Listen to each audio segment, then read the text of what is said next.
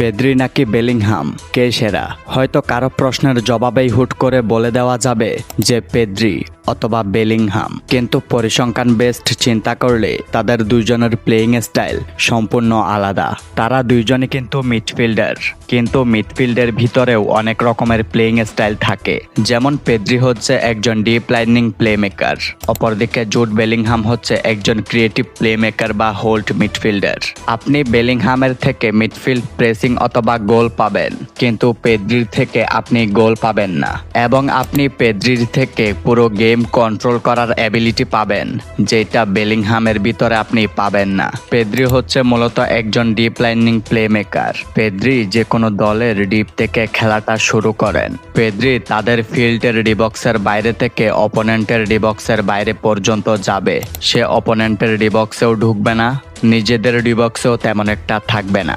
সে নিজেদের ডিবক্সের বাইরে থেকে খেলাটা শুরু করবে, মিডফিল্ড পেরিয়ে অপোনেন্টের ডিবক্সের আগ পর্যন্ত গিয়ে ফরওয়ার্ডদের বলটা সাপ্লাই দিবে। এটাই তার কাজ। এবং সে মিডফিল্ডের আশেপাশে ঘোরাঘুরি করবে বলের জন্য। বল পেলে শর্ট পাস খেলবে এবং অপোনেন্টকে প্রেসিং করিয়ে ভালো ভালো স্পেস তৈরি করবে। এক কথায় তার কাজ হচ্ছে মিডফিল্ডের আশেপাশে থেকে পুরো গেমটা কন্ট্রোল করা। পৃথিবীর যে কোনো কোচই তার দলে একজন পেদ্রিকে চাইবে, এটা স্বাভাবিক। তবে বেলিংহামের কাজ পেদ্রির মতো নয়। পেদ্রির সাথে আপনি তুলনা দিতে পারেন ভিটিনহা অথবা ম্যাকঅ্যালিস্টারকে, কারণ তারা পেদ্রির প্লেয়িং স্টাইলের প্লেয়ার। এবার আসি বেলিংহামের কাছে। বেলিংহাম একজন ক্রিয়েটিভ প্লেমেকার বা সেকেন্ড স্ট্রাইকার। বেলিংহামের কাজ হচ্ছে মিডফিল্ডটা হোল্ড করা অথবা স্ট্রাইকারকে সাহায্য করা, স্ট্রাইকারকে অ্যাসিস্ট করা অথবা নিজে গোল করা। যেই কাজটা আমরা আগে ফুটবলে দেখতাম একজন সেকেন্ড স্ট্রাইকারে করে থাকতো। যে জায়গায় পেদ্রির থেকে বেলিংহাম একটু আলাদা, সেটা হচ্ছে অ্যাটাকে যাওয়ার সময় বেলিংহাম একেবারে অপোনেন্টের ডিবক্সের ভিতরে ঢুকে যাবে, গোল করার জন্য মরিয়া হয়ে যাবে।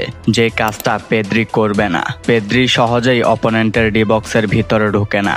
এবং বেলিংহামের থেকে আপনি অনেক বেশি গোল পাবেন, কারণ বেলিংহামের গোল স্কোরিং এর দক্ষতা ভালো। বেলিংহাম অ্যাটাকের সাথে সাথে অপোনেন্টের ডিবক্সের ভিতরে ঢুকে যায়, ফরওয়ার্ড রান নেই। বেলিংহামকে মাঝে মধ্যে একজন ফরওয়ার্ড হিসেবেও খেলানো যায়, যেটা কার্লো আনচেলত্তি করে দেখিয়েছেন। যখন রিয়াল মাদ্রিদের কাছে ভালো কোনো সেন্টার ফরওয়ার্ড ছিল না, তখন বেলিংহামকে অ্যাটাকিং মিডফিল্ডে দিয়ে দিলে সে ফরওয়ার্ড রান নিত। এবার সেখান থেকে রিয়াল মাদ্রিদ গোল পেত। এবং রিয়াল মাদ্রিদ যখন ডিফেন্স করবে, তখন বেলিংহাম একেবারে নিচে চলে আসে। বেলিংহামের প্লেয়িং স্টাইলের মিডফিল্ডার হচ্ছে ফেরমিন লোপেস, ডানি ওলমো, এদের থেকে বার্সেলোনা অনেক গোল পায় বেলিংহামের মতোই। এরা ফরওয়ার্ড রান নেয়, ডিবক্সের ভিতরে ঢুকে যায় এবং অন টার্গেট শট নেয়। এবং এই জায়গাতেই পেদ্রি আর বেলিংহামের প্লেয়িং স্টাইল আলাদা।